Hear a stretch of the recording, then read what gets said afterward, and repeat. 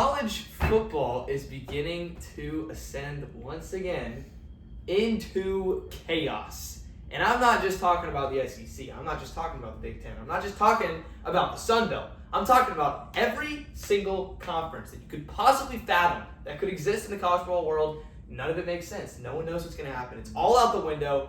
Everything is a possibility pretty much at this point, except for NC State making the playoffs. That is definitely impossible. But we have a lot to talk about on the show today. Welcome back. Will Arundel alongside me. I am Robert Sellers, if you're unaware. Thank you for joining us. We cannot wait to talk some ball with you today. We got a lot to discuss. Some coach firings, one in specific. Will is going to give his thoughts on Week 8. A lot went down. We haven't heard what he thinks yet. If you want to hear my full thoughts, check out our Instant Reactions podcast. That was the video before this on the channel. Came out early Sunday morning. And we'll also break down who I think would make the playoffs if the playoffs started today.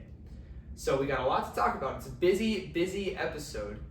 And we are going to kick it off with our boy Will Arundel and what he thought of Week 8 in college football. So Will, hit us with your thoughts, man. Yeah, it was a great week as expected. We had a lot of great games. Every hour, that 11 o'clock window, the afternoon window, and the night one, all the games were good. All the games delivered to me. So yeah, we're gonna start it off as we do early. Right now, the first game on Vanderbilt LSU. I don't know if it was the first game on, but it was the big one at 11 o'clock. Everybody was talking about it. And Vandy beats LSU. Vandy pulls off the upset. The Doors are bowl eligible for the second year in a row now. 6-1.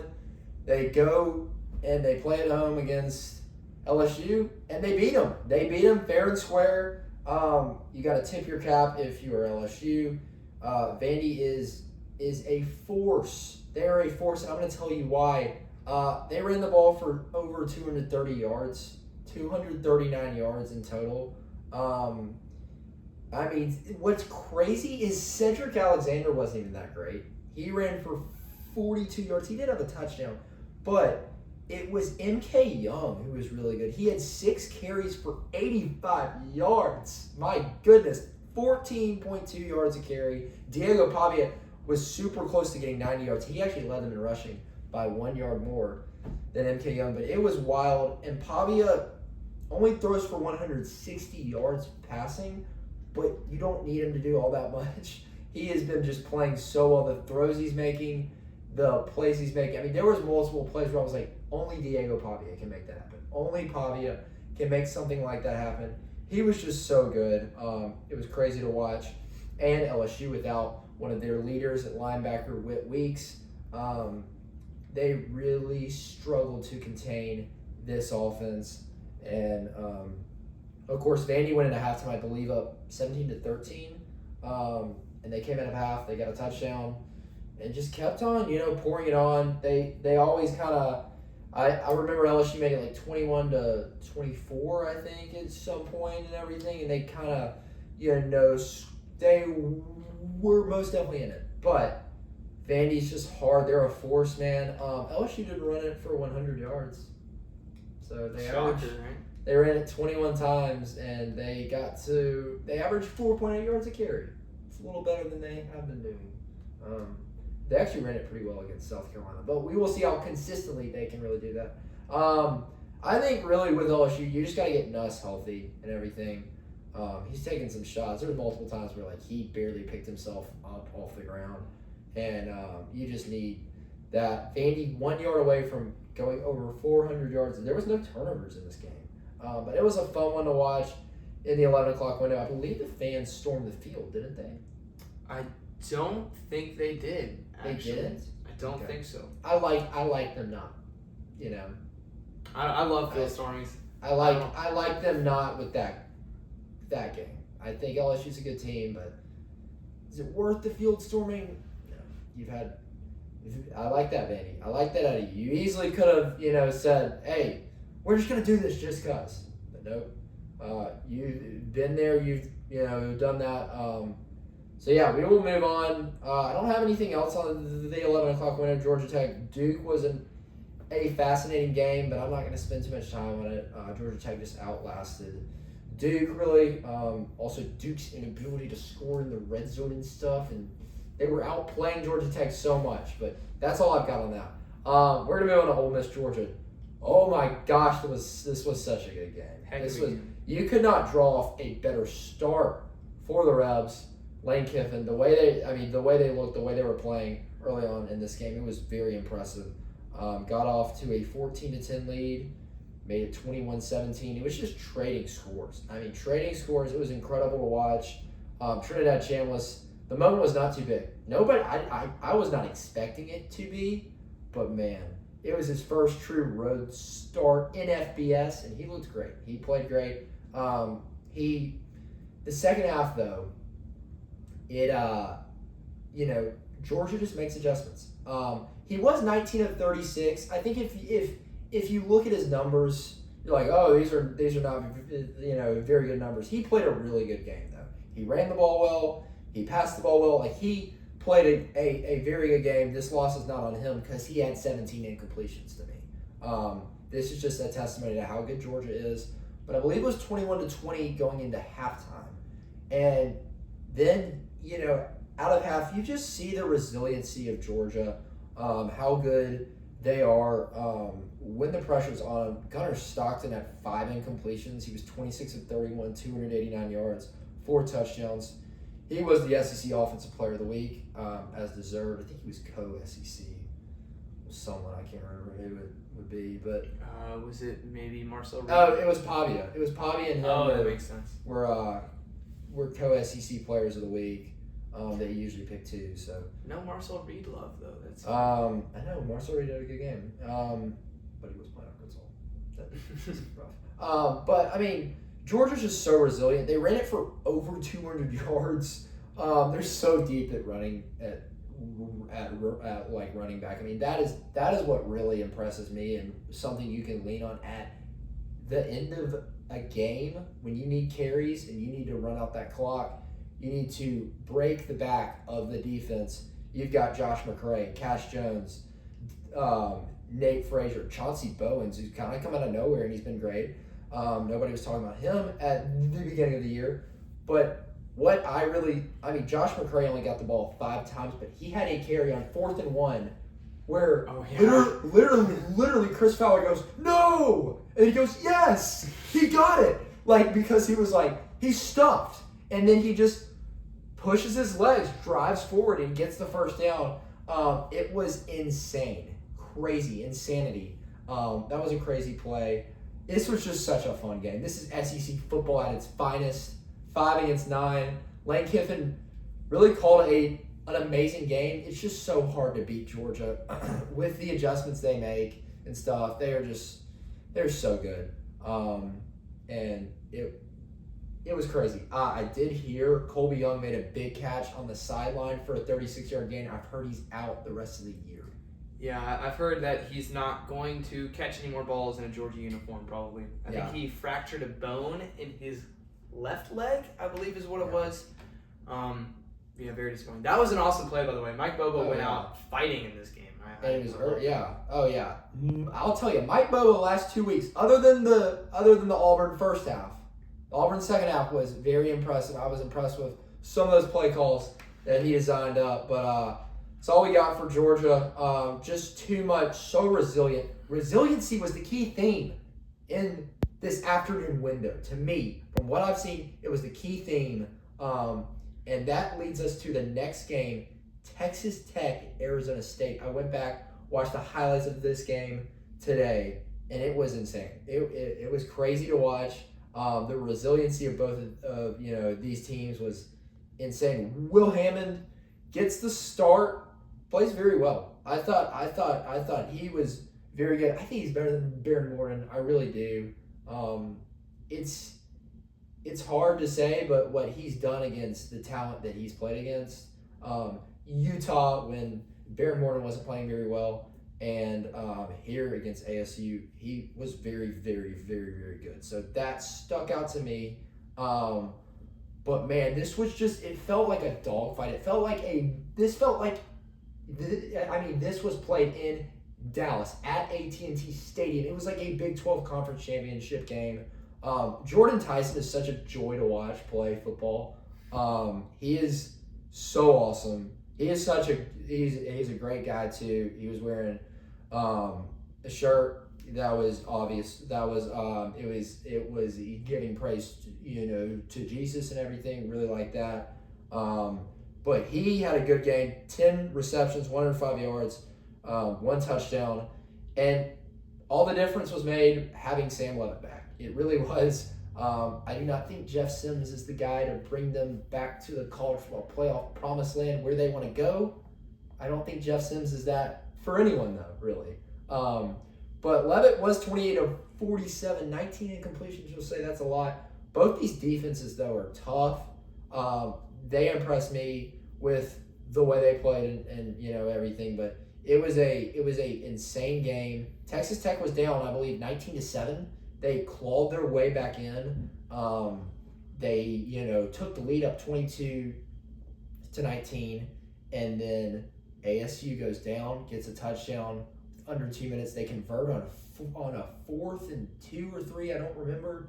But Levitt is he's so good against pressure. And I kind of trust the running backs. They've got, I will say Kanye Udo, I don't know if he played. So I don't know if he's got an injury. Some that really watch Big 12 ball may know. But I do not. So sorry. Memphis did lose to UAB. That was crazy. Go Blazers. Go Blazers. Crazy, but man. I'm not gonna talk about that one. Texas at Kentucky. I'm just gonna talk about this just because this was so crazy to me. If I could ever get to it, Kentucky outgains Texas by over 200 yards and loses. How about those first downs? And first downs, they had 26-8. That is just absurd. But you have 1 turnover. Texas has 0 turnovers. You don't, efficiently really, get a lot of touchdowns in the red zone. This is what happens. This is what happens when you get into Texas, territory and you can't come away with points. Another very average, maybe below average game from Arch Manning. He was 12 of 27 for 132 yards. And they didn't rush the ball either very well. And just not a pretty game if you're a Texas fan.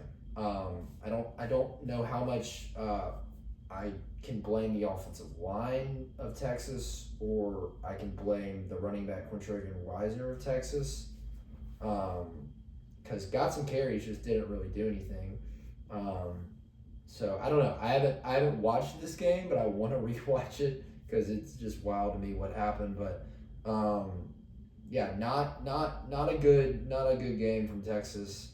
But you found a way to get it done. It is the SEC. It's hard to win, so got to give them credit where credit's due. We will move on to the ABC window. It's 6:30. Alabama, Tennessee, 3rd Saturday in October. We were both there. We were not together during the game, which was sad, but it was a fun one. It was an awesome game. And Alabama picks off where they left off. They win this one 37-20. Very impressive game from the Tide. The way they came out, the way Kalen DeBoer came out, fired up, showing emotion, smacking on the goalpost. I got chills. I've got chills watching that video all week as well, and it was so awesome to see that emotion. He's coming into his own as a coach at Alabama. It really seems. Joey Bernard was the leading rusher for Alabama, which is something I would have been a little concerned with, and also not concerned with, because Alabama hasn't run it very conventionally all year. And Joey Bernard only got 4 carries. But he is so slippery, so tough to bring down. Like, he is just, I don't know. He can just make you miss, make plays. He is unbelievable. I was very impressed with him. Ty Simpson has another very impressive game. 19 to 29, 253 yards. Did turn the ball over on a fumble that he probably should have recovered. He was on top of it and just got scraped away by a Tennessee player. I believe it was Joshua Josephs. I can't remember. But, I mean, look, this was also a much improved game from Ryan Williams. Ryan Williams, I believe he was the highest rated wide receiver by PFF this weekend I saw, which is a good sign. You know, he's like had games where like he hasn't gotten touches. He's gotten touches and just hasn't caught the ball in some games. But this game, he got the ball. He played great. That is a good sign going into these tough games against South Carolina, LSU, Oklahoma, and Auburn, and Eastern Illinois. If you want to put that in. But the momentum swings in this game were what Napier was able to do coming off the edge, which was just crazy. We were huge Napier fans, but Napier gets 2 sacks in the first half, and then another one. Well, one that doesn't count as a sack, but it probably should. He accounted to get a safety on Joey Aguilar and makes it a 9-7 game. Alabama goes right down the field after that. They score with a toss pitch to Jam Miller with Caden Proctor just out in the open. He didn't have to really do anything, but he just crushes a Tennessee ball. And then Tennessee drives all the way down the field. And to me, they did a stupid thing in running play action from the 2-yard line with 7 seconds left to go, 9 seconds. Everybody and their mother knows you're not running the ball with 7 seconds from the 2. I don't remember if it was the 2 or the 1. I can't. It was the same sort of thing. It was. I mean, it was like 1.5 or 2. But I mean, doing a play action and then Joey Aguilar putting no loft on the ball and just going right to Xavier Brown. Everybody and their mother knew you had to pass it. So why do you even put play action out there? Change the momentum of the game. Loudest I've heard Brian Denny. I think I blacked out last year during Ryan Williams' catch. But I think most that I've talked to have agreed that is the loudest they've heard Brian Denny.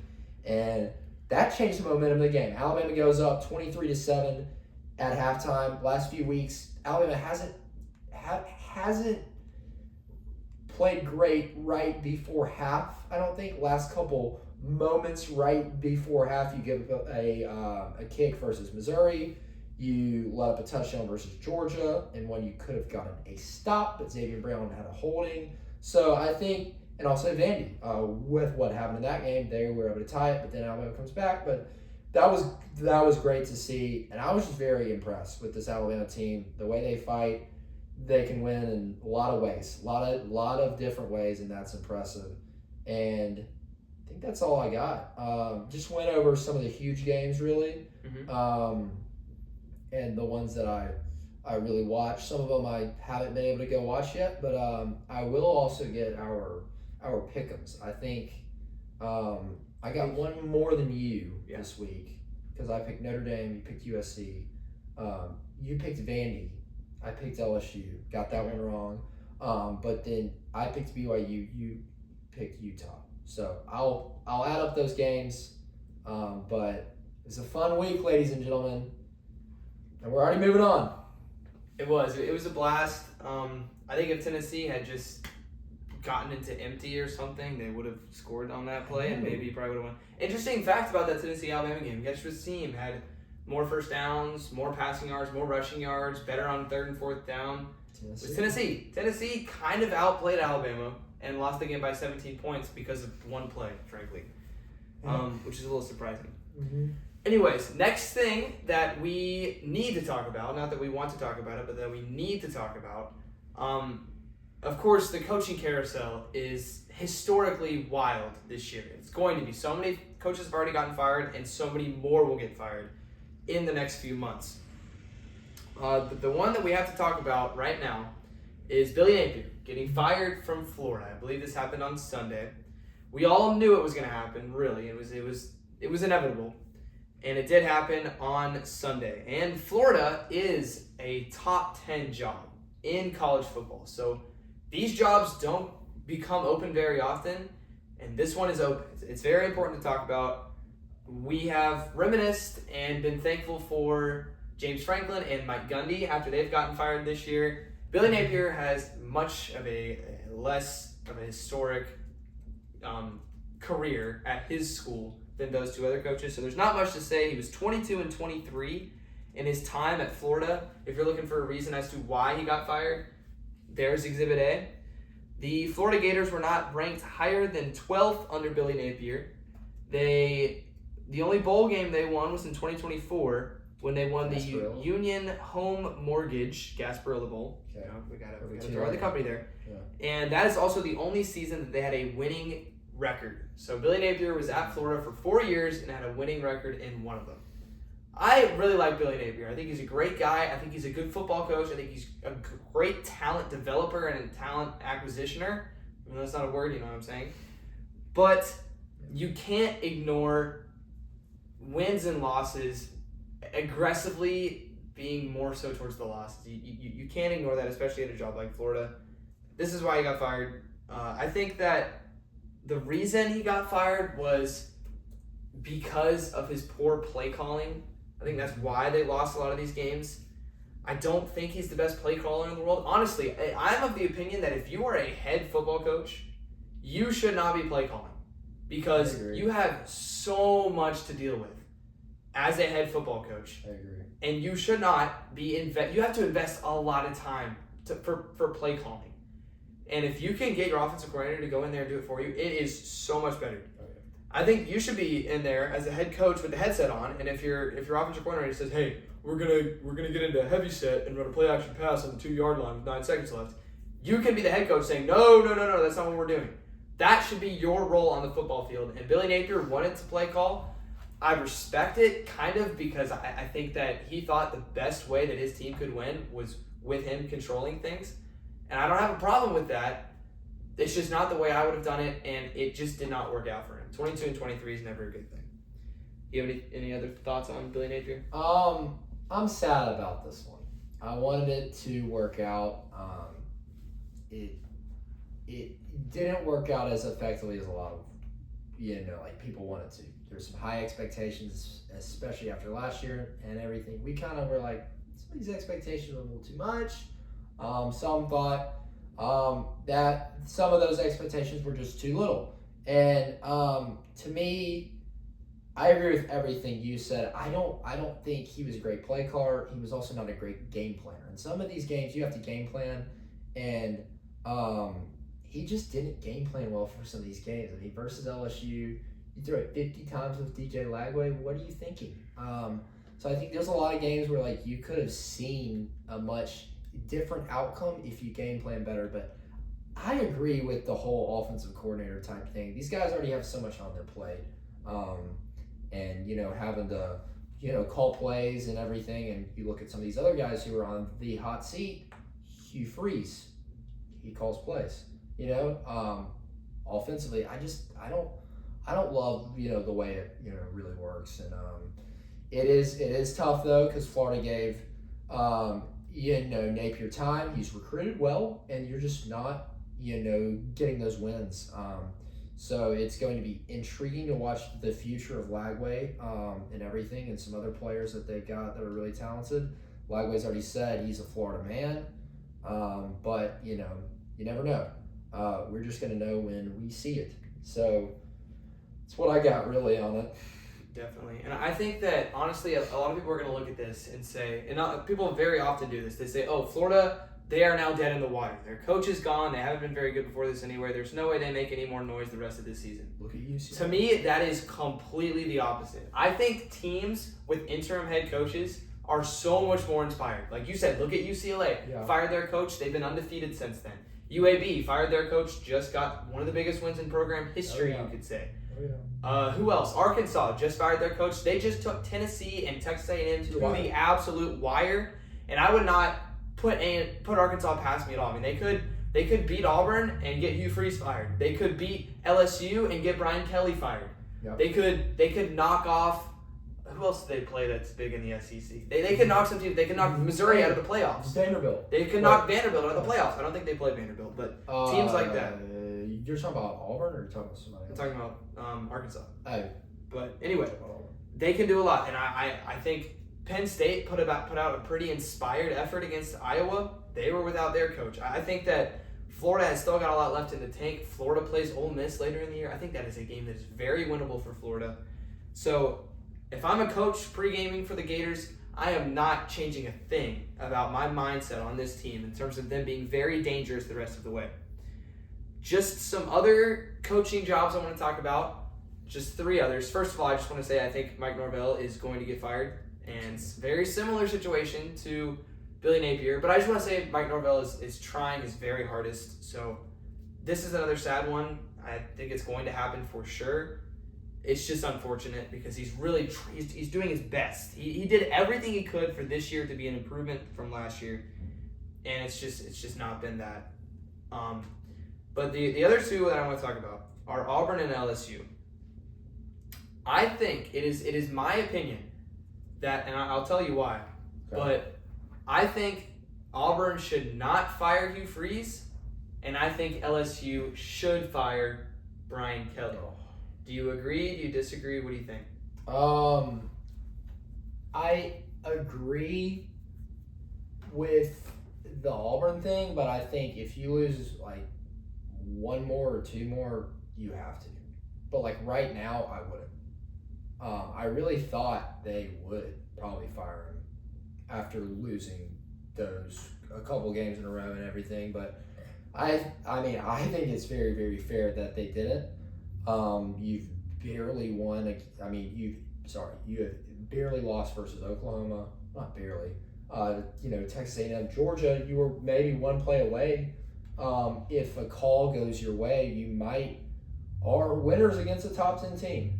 But we don't know. Hindsight's 2020. And you just took a ranked team to overtime. So, you've had some very, very close games and everything. But I think if you lose to Arkansas, if you lose to, a couple others that you're not supposed to, Kentucky, in 2 weeks, I may be there. I think we're going to have to see Hugh Freeze gone because you've got the talent. There's no question you've got the talent, but the way you find ways to lose with Jackson Arnold just not throwing the ball on the most important plays of the game each and every week is just insane to me, and it would be so frustrating to me as if I was an Auburn fan. And then with I was about to say Les Miles, Brian Kelly. With Brian Kelly, you haven't been able to win some of these just massive games on the road. He's been great at home at night. He always talks about they're 18-1 at home at night or whatever. And I think Brian Kelly. I don't know if they will fire him. I think that one's just up in the air. How much is his? How much have they got to pay him to maybe possibly buy him out and everything? I have no clue. So that one I haven't looked at too heavily, but that's my thoughts on Hugh. Okay. Well, I'm gonna explain my reasoning for both of my opinions. Here's my take on Hugh Freeze. Mm-hmm. I think 2 things about this Auburn football team in relevance to Hugh Freeze and what they have talent-wise this year.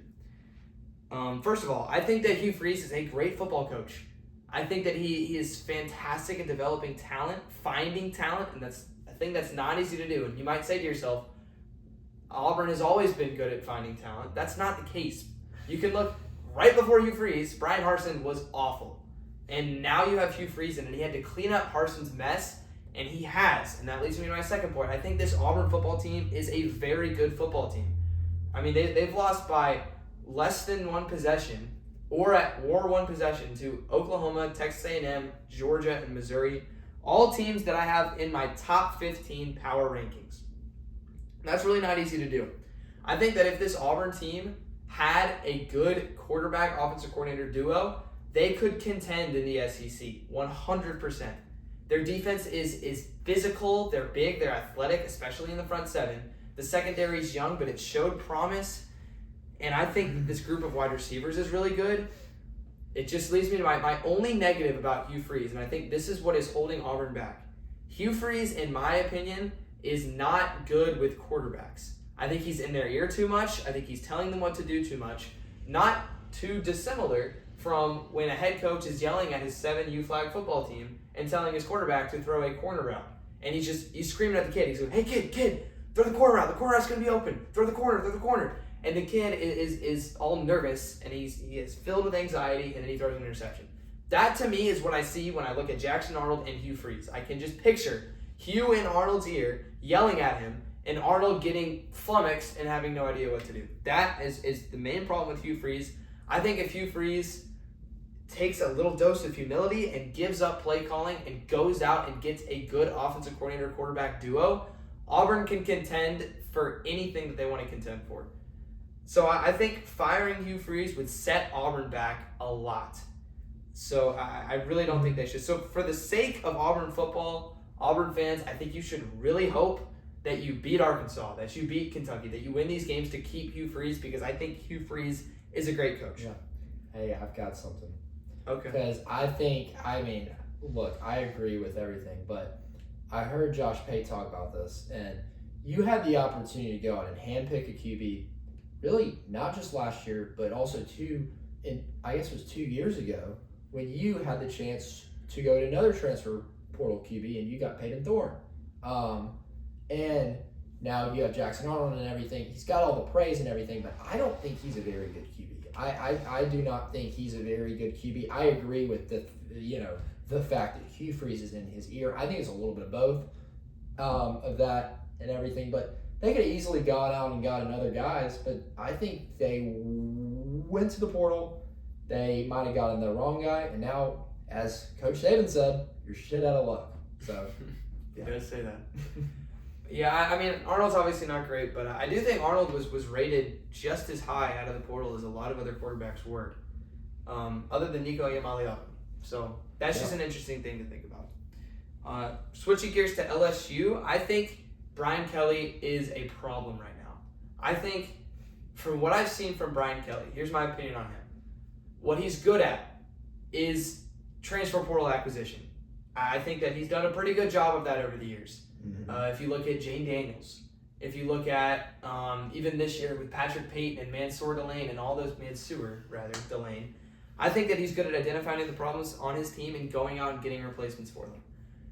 But I don't think he's good at all at hiring coordinators. And I know you have Blake Baker, and he's why the defense has been so good this year, but you didn't hire him. That was your athletic director. I think Brian Kelly has made...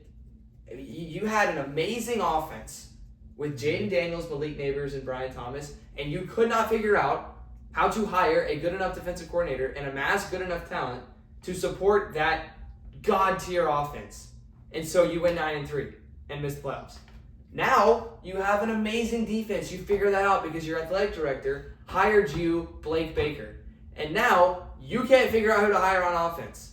And you have talent. LSU has talent because Brian Kelly's good at assembling it. But they just don't have the schemes and the coaching to where that can work out. So when I look at Brian Kelly, I see a guy, again, who's really trying. He really is. And I really love watching his post-game press conferences. I think they're awesome. But when I see a banged-up LSU team and I see nothing from the offensive coordinator play calling wise that gives them even somewhat of a boost, it's a problem. Mm-hmm. So I think that Brian Kelly deserves out of LSU, and I think Hugh Freeze deserves to stay at Auburn. But also, an interesting thing about LSU, they're just 5-2. If you think about it, if LSU wins out, they make playoffs. So their season's not over yet. Auburn's season is pretty over. But it's just interesting to think that LSU still has everything in front of them, and yet I think that they should fire Brian Kelly. They control their own destiny, but yeah, I know Brian Kelly it's always this type of game, I feel like. He always loses this type of game that he's not supposed to, and that chitter chatter just keeps talking. And I mean, he's a great in the transfer portal. He's great with all that. But recruiting, last few years, he's lost some dudes. Bryce Underwood had him, lost him. So, it is going to be intriguing if they really pull the plug and everything, and we're just going to have to see. We definitely will. So, with that, we are done talking about the coaching carousel. Not for the year. We are going to be talking about it a lot the rest of the year because it is maybe the biggest story in college football right now. But for this episode, we're gonna switch gears, and I'm going to talk about my resume rankings. So this just a PSA on what these are. I have my own power rankings that I do every week. That to me is based off of who would beat who in a neutral site. It doesn't care about records. It doesn't care about. It cares about talent and who I think is the better football team. That is completely different than the resume rankings. That's the seller shenanigans. This is the resume rankings. This is who has had the most impressive wins and the least impressive losses. It only cares about quality of wins and quality of losses. It doesn't care about your logo or who you have on your team. It's just who you've beaten and who you've lost to. Okay. So that is what I'm basing these rankings off of. And we have gotten to a point in the season where I believe the resume rankings look like what the college football playoffs should be if it ended today. So think of this as my college football playoff show right now. When they do the ranking show. I think those come out in November. But I have these sneak coming out. peek tonight, though. There was a little sneak peek. I don't know. There was. If It you was saw 8 that. people. I don't know if you saw like what it all looked like and everything. Mm-hmm. So that's the AP poll.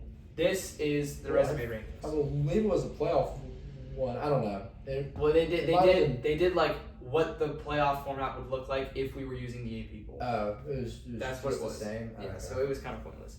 Yeah. But I'm gonna start with 25, and I'm gonna work my way up. At number 25, I have the Washington Huskies. Just lost to Michigan. They also have a loss to Ohio State. So those are 2 really good losses. So those don't count too much against them. They have a couple good wins.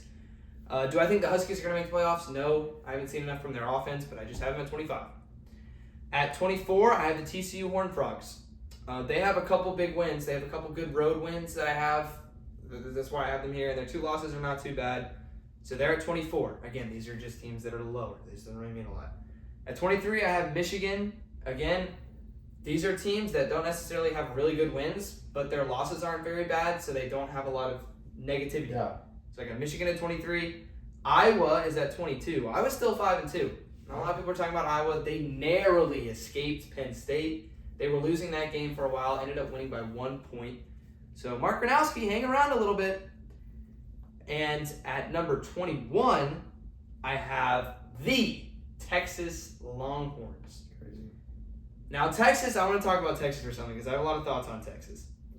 By the way, just quick PSA, at number 20, I have South Florida. So if you want to say that I'm, like, logos, I don't care. I have South Florida above Texas in the resume rankings because I don't need, this is not, it's objective to me. I have a point system, and that's how they do it. I'm not making them at all. I'm just obeying my point system. And Texas at 21, I think Texas's offense is horrendously bad right now. And I've got a number of, I got 3 main reasons why that I've seen why I think Texas's offense is so terrible. First of all, the offensive line is just they're not doing their part. They're confused on run schemes. They're not getting to the second level. There's a lot of times where they try and do these pass blocking stunts, and it's just like they're confused. I don't get it. DJ Campbell's really good, but other than that, you still have a gaping problem at left guard. Your tackles are good, not great, and it makes it not. There's no consistency in the offense. We don't have an offensive line that you can trust. That's my first reason. My second reason is Arch Manning's inconsistency. Arch Manning is like my golf game. He has like 2 amazing throws each game. Yeah. Just like, I have an amazing gap wedge shot, or I hit like a 20-foot putt, and I'm like, dang, I'm kind of good at this. And then I go out there and I just hit a drive into the woods 3 times in a row, and I'm like, yeah, I'm not good at this at all. That is Arch Manning to me. Arch Manning has incredible arm talent. Yep. He does. He makes these sidearm throws. He's so good when he's outside the pocket and on the run. Because when you're outside the pocket and you're on the run, literally it's all arm. And Arch Manning has a lot of arm talent. But when Arch Manning is in the pocket and he's making just 3-step no-hitch throws, or he taps his back foot so much. He's back there tapping his back foot, and then he doesn't get a good spiral, or he sails it. Arch Manning is to me, he makes amazing plays, and he has a lot of talent, and then he misses easy bunny throws. He's just very average, I think. I mean, like, I agree with everything you said, but like he's just inconsistent. I mean, like he'll throw a ball and I'm like, whoa, okay, Arch, here we go. And it happened a couple times against against OU, but I did not think he lit it on fire. I mean, it was easy to outplay John Napier in that game, but he's just average, man. I don't know. He hasn't impressed me as much as I was expecting, as anybody was expecting. So yeah, and I think that Arch is above average in the fact that he can make unbelievably good throws. Like he made this one throw against Kentucky. He had like pressure in his face from the two Kentucky D linemen. You might not be able to see my face. He had a receiver like by the first. It was third down and long, and he's got two defensive linemen right in his face, and he like sidearms, avoids both of them, and just throws a rocket. Like it was a rocket right on a line into like a beautiful cover 3 zone window where only like the tiniest spot. And he made that throw, and I was watching like, dang, that is an NFL level throw. And then he goes out, and Sark designs like a perfect RPO where the tight end leaks wide open in the middle of the field, and he just sails him by like 10 yards. I'm like, Arch, how does that happen? You just made an amazing throw, and then you come out here and miss the bunny? Like, I don't understand. He throws a lot of heavy balls. Throws a lot of heavy. He does, but I don't even think that's a problem. I just think he doesn't. It's in the little things. Like his back foot is. I said that already. His back foot is too giddy. When you're throwing a football, I have a football right here. When you're throwing it, you want the cone to stay here. You don't want to lose the tip. When the tip goes like this, then it gets affected by the wind. Arch Manning sometimes is throwing short balls like this, and you can see it on the TV broadcast. It's like going all haywire, and it's not accurate. That's why you want to spiral, is to get it accurate. I will say it's not like all of this is on Arch. No, and that's why he doesn't have a great O-line, and he doesn't have great wide receivers around. I won't even lie, his wide receivers. There's been some games where I'm like, they're just not open. Like they're just not making plays versus OSU. Like it's not like they're incredible athletes like they were last year with Worthy, with Matthew Golden, or I guess Worthy was 2 years ago, but like with Matthew Golden, all these other guys. Like, so that's another thing to point out. But I guess. I mean, that's my third one, is they're just not making a lot of plays. Yeah. Like if you look at Georgia, you have London Humphreys making diving catches in zone coverage on third downs. You have Colby Young, he's injured now, but he's making big one-on-one plays. If you look at Alabama, you have Jeremy Bernard catching the ball behind the line of scrimmage and then making 5 Tennessee defenders miss and picking up 20 yards. Arch doesn't have that. I did see they ran dagger in like the second quarter, I think. DeAndre Moore cleared. Wingo was on the dig. Mm-hmm. And there was a throw. It was like a little bit behind him. And it hit Wingo's hands. And it was like, you might just brush it off. Like, oh, tough catch. It's fine. It's not an easy one to make. It would have been great. But sometimes, if you're Ryan Wingo and you're a 5-star recruit and you're the ex-wide receiver for the University of Texas, maybe make the hard play. Because when you have a struggling quarterback, it's nice for him to actually have trust in his receivers. Yeah. By the way, I just want to say I think Texas defense is great. I think Colin Simmons is awesome. And I think Trey Wisner might be the best player on their football team. That dude is single-handedly why they moved the ball against Oklahoma. I mean, Arch would throw a check down to him, and he would make 4 Sooners miss and pick up 30 yards. But in this game against Kentucky, it looked like he didn't, he did not do much of anything. So the consistency is the big thing I want to watch out of Texas. Like, how consistent are you? Of course, Arch Manning has a great game versus, not a great game, but a solid game versus Oklahoma. Like, and then you go on the road against the worst team and you have a very just average game. Maybe below average game. So just consistency. We don't want all these one-off games. We need, them in a couple bunches. So we'll see. I will say, resume-wise, Texas' win over Oklahoma is carrying them. That's why that they are even in the top 25. Yeah. Number 20, I already said, is South Florida. They would be in the playoffs technically as my highest-ranked Group of 5 team. Should be. They have a quad 1 win against Florida on the road. That's the best win that any Group of 5 team has. So that's why they're the highest rated. And their loss is to Miami on the road, so that doesn't really hurt them too much. At number 19, and this might confuse some people because this is the team that was undefeated going into this week and that was slaughtering people, but at number 19, I have Texas Tech. And something that doesn't really move the needle very much at all, it's worth 1 point in my system, is wins at home against like Tennessee Chattanooga, or wins at home against UAB. All due respect to UAB, but to me that doesn't move the needle at all. Texas Tech has a lot of those, so that's why they don't have a lot of points. Their only really good wins are at Utah and at Houston, which are great wins, but they don't have a quad 1 win. Right. And they had an opportunity to get one on the road at Arizona State, and they lost. So they just don't have any really big wins to support their resume. I got you.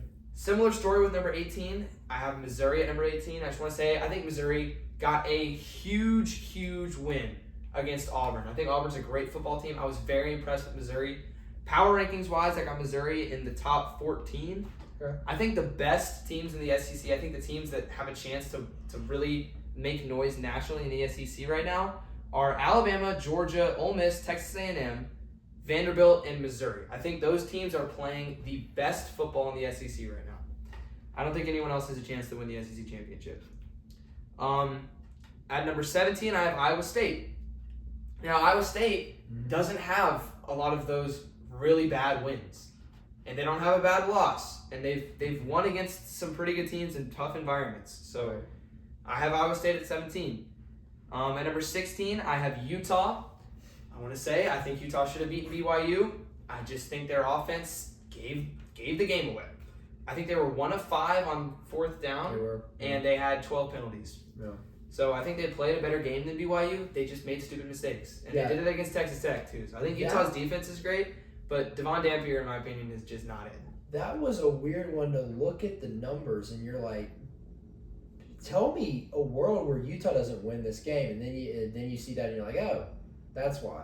You're 1 of 5 on 4th down. You can't have that. You can't have that in the Holy War. The biggest game you're gonna play, a color rush game. You can't have that if you're Utah. I was pulling for Utah, wanted them to win, but I picked BYU. But I mean, come on, guys. But yeah, Devon Napier, he's just been inconsistent at times to me. I don't know. He was great against UCLA. Everybody lost their mind about that, and then here on out, he wasn't great against Texas Tech. You got to give credit to Texas Tech in that, but I don't know. Ever since that game, it's just been like, I feel like he hasn't impressed me. It's a little disappointing. Nearing the top 15, at number 15, I have a team that no one's talking about in the Big 12, and I think they should be. I have Cincinnati at number 15. This is not power ratings. Remember, this is resume based. Sorsby. Sorsby, I think Cincinnati, for the most important reason why they're doing really good right now is both sides of the line of scrimmage. They're might be the best in the Big 12 on both sides of the line of scrimmage. They are running the ball for like over 250 yards per game over the last 4 games, and they're stopping the run. And if you can do that, you can control football games, and that's why they're 6-1. They are one of 2 undefeated teams in the Big 12. So watch out for Cincinnati. At number 14 is a team that I have at number 13 in the power rankings, so I think they're a really good team. I wish they were higher. The Vanderbilt Commodores. Vanderbilt is another team that has 3 wins against 3 really bad teams, so that's kind of hurting them right now. It's not hurting them, it's just not helping them a lot. State, just the 2 other nobodies. I forget who it was, but they were. But they have. I call them high school teams on here. They might also play Chattanooga. Maybe that's what it was. But I got Vanderbilt at 14. At 13, so 1 spot outside the playoffs. Actually 2 spots because of the group of 5 spot. But at 13, I have Illinois. Your boys, the Illini. Yes, sir. The main reason Illinois is so high on here is because of their win over USC. I still think USC is a great team. So because I still think USC is a great team, that means Illinois has a great win. So they're at number 13. Okay. And then the team that I have right outside the playoffs, just missing it, is the Ole Miss Rebels. Ole Miss didn't get penalized very much at all for their loss against Georgia, just -1 point. But Ole Miss, their best win is against LSU at home. That's not a hugely great win, in my opinion. Yeah. It's not quad 1 because it's not. I don't have LSU top 15 in my power rankings, so it's not quad 1. And Ole Miss doesn't really have that huge marquee win that really helps out their resume. So this is beginning what I think the playoffs should be. This is we're starting into the bracket. Of course, at number 12, I have South Florida, my highest group of 5 team. At number 11, the team that I think right now should be number 11 in all rankings, the Oklahoma Sooners. Oklahoma has 3 big wins against Michigan, Auburn, and then another road one that they won. Oh, South Carolina, on the road at South Carolina. Let's see. And their loss is not a bad loss. It's at home, or it's neutral site against Texas. Yeah. They kind of got blown out, but it's still a quad 1 loss. Right.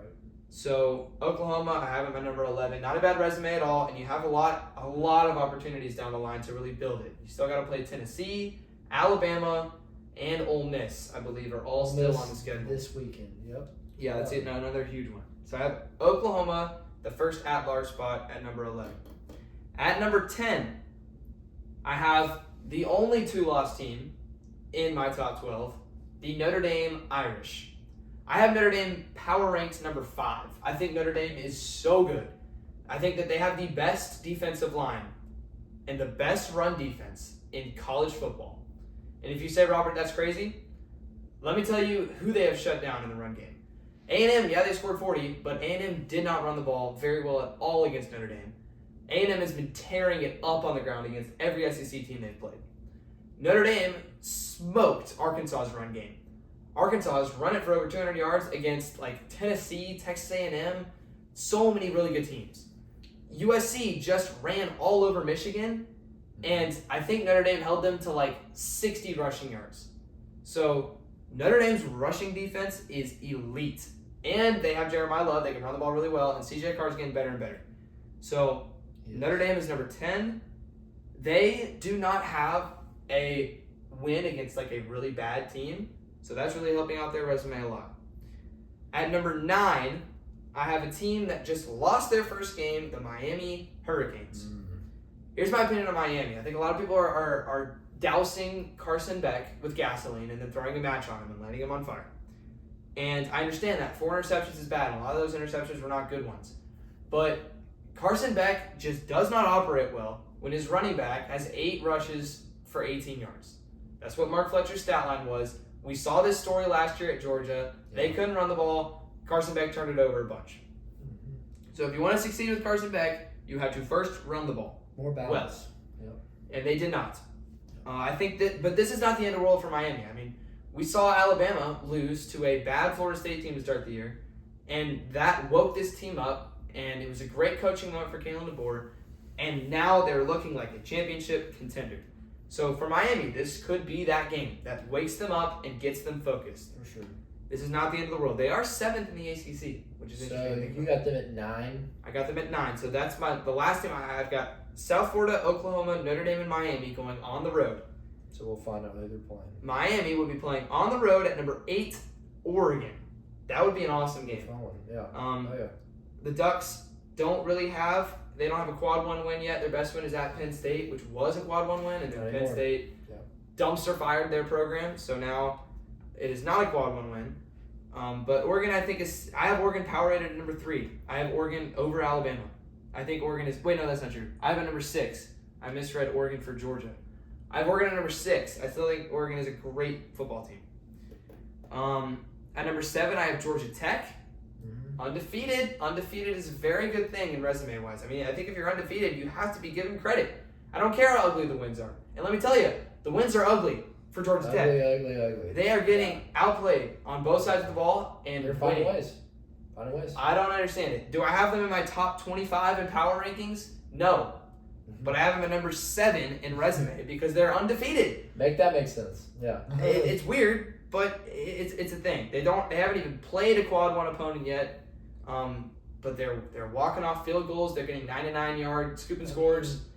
They're doing everything they can to win football games. That game versus Duke was just so ugly. Both sides of the ball. For Duke, it's like you can't do anything offensively. You turn it over in the red zone. In Georgia Tech, the way they're scoring is 99-yard, scooping scores and everything. And you have to kick it 3 field goals or whatever to take the lead. And that's practically all you get. And it's just ugly, but they're finding ways to win, and if they keep on, doing that, they're going to maybe find themselves in Charlotte. So we'll see. And that'd be awesome for them. So I would have Notre Dame going on the road to play Georgia Tech. And honestly, Georgia Tech could probably find a way to win that game somehow, even though I would pick Notre Dame. At number 6, I have another undefeated team, the Indiana Hoosiers.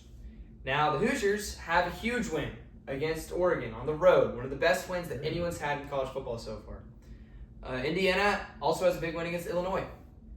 But Indiana's scheduled really, really weak out of conference. Right. And that's hurting them a little bit here.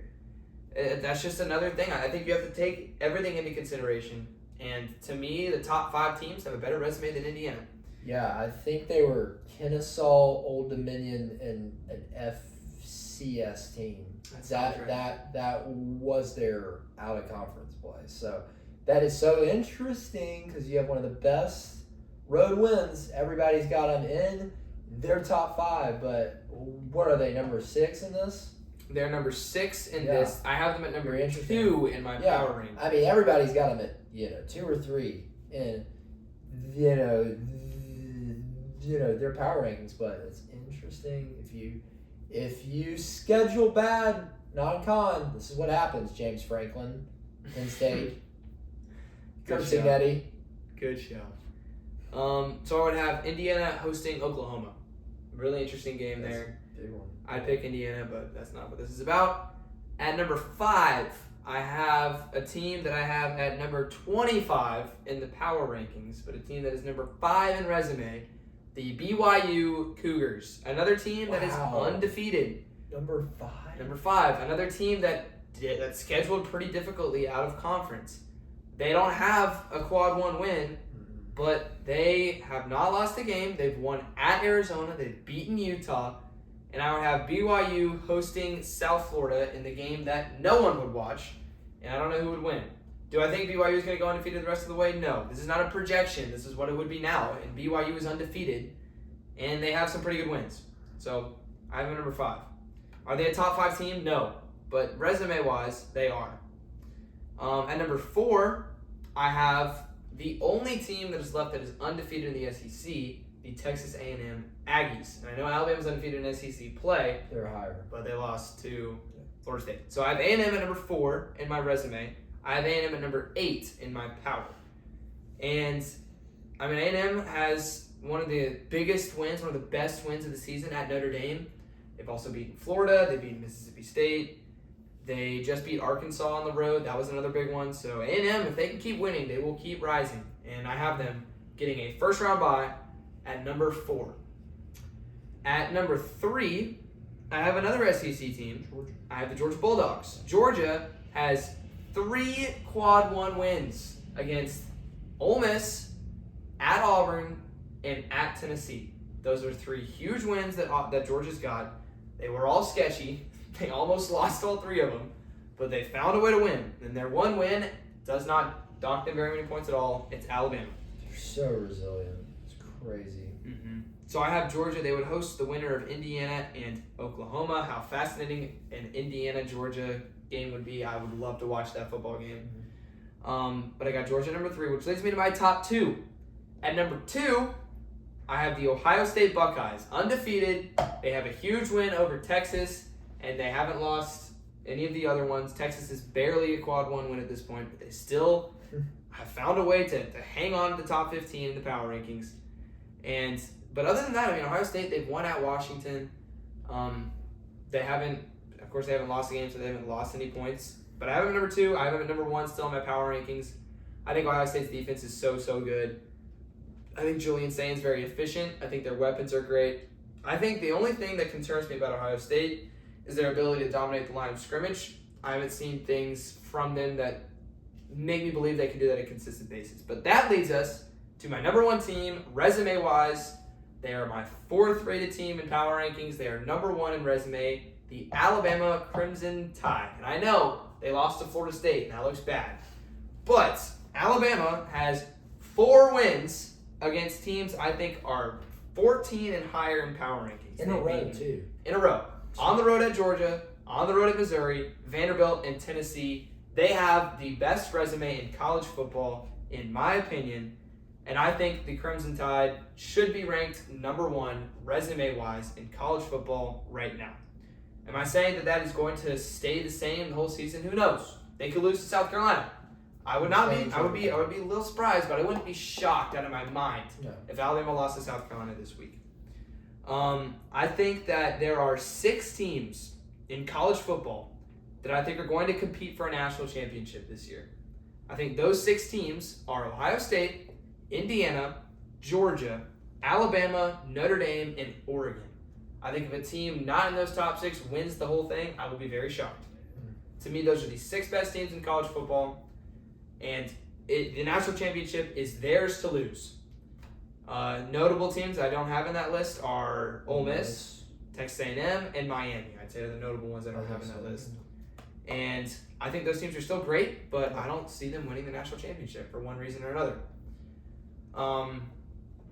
So that does it for the resume rankings for this week. Hopefully I should get some out every week, and hopefully I can figure out a way to get a graphic on there so y'all can see it next time, but I've had a lot of things to work on this week, so not quite today, but maybe the next one. All good, bro. Do you have anything else you want to talk about? Nope. Not even the Cup of Bob's Cup? I gotta get to sleep, bro. Sleep time. It's sleep time for Will. College basketball content should be coming out soon. I've been doing some research on that. College basketball is my favorite sport, even though college football is fantastic. I love college basketball so much. So it's about to be that time of year where the basketball and the football collide, which is just awesome. The Rockets just lost their opener to the Thunder. I took that very well. I was not upset at all. Didn't throw anything. No, nothing was thrown around our apartment. No clothes either. Nope, all the clothes remained on and all the objects remained in their rightful positions. The Rockets will bounce back against the Pistons on Friday. Oh, y'all play the Pistons after the Bulls. I'm a Bulls fan, so hopefully we win tomorrow. I'm not going to be watching, but I wish I could. We'll see. Well, thanks so much for watching, folks. What do we always say? It makes somebody smile. Make somebody smile. Be a light to people. You never know what people are going through. You never know what's going on in their lives. So the best you can do is bring God to their lives. Put a smile on your face. Shine. Let God shine through you. And just know that He loves you and that He will never abandon you. So if you take anything away from the show tonight, it is that. Thank you for watching all the way through, and we will see you in the next one. God bless.